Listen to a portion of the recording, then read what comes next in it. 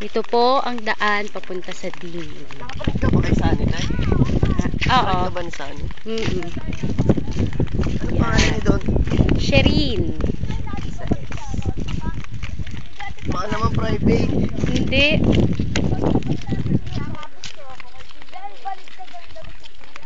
Ito po ang masayang paglalakad. Mga 1 oras pa po bago tayo makarating sa Ding. Tourist guide. Yan.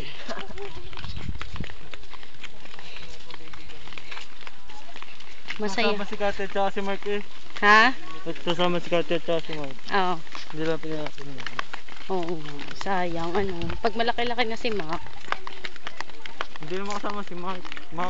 Kaya nga. Eh, syempre, magliligalig yung bata.